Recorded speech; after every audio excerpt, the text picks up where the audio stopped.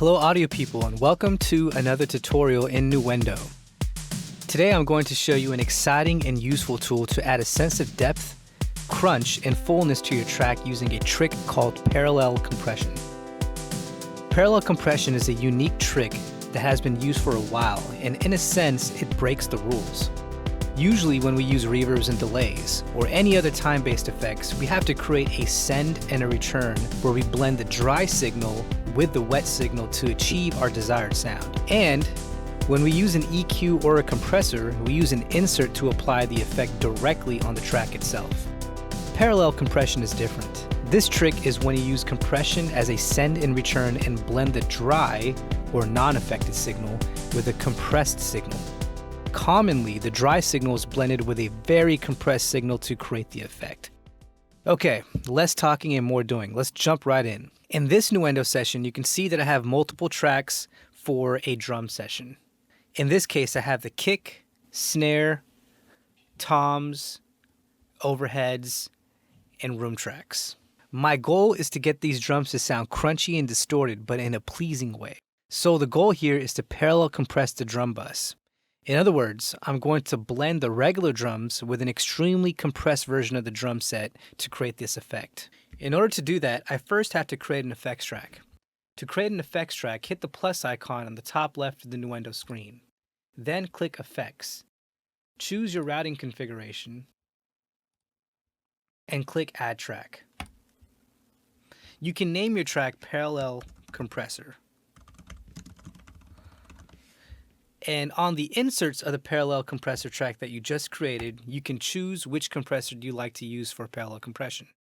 In this case, I'm choosing Nuendo's vintage compressor, which is an emulation of the classic 1176. Now I'm going to send the drum bus to the parallel compressor effects track I just created.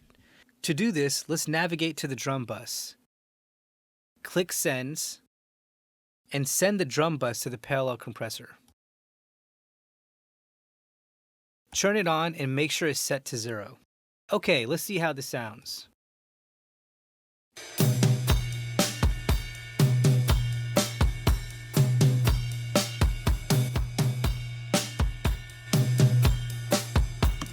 Okay, you can see when I mute the parallel compressor and when I unmute it, you can see that the drums are a little bit fuller and a little bit louder. However, it's not the desired effect that I want to create. Now let's tweak the compressor to an extreme setting. Let's choose a 20:1 ratio and have the attack and release at its fastest setting.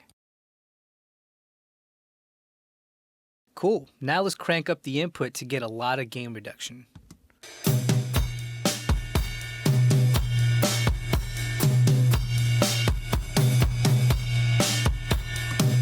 Alright, this is starting to sound pretty extreme. Let's turn down the parallel compressed track and turn it up to taste.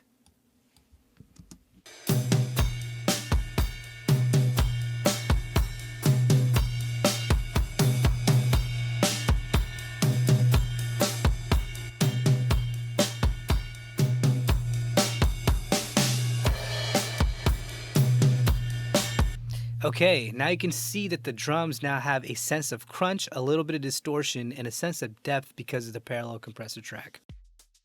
I think that's a good starting point.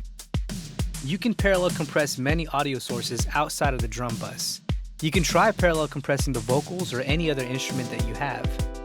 A well-known mixing engineer that I look up to named Andrew Shep sometimes parallel compresses the mix bus, so be creative and be experimental. Anyways, I hope this helps. If you like what you see, please like and subscribe.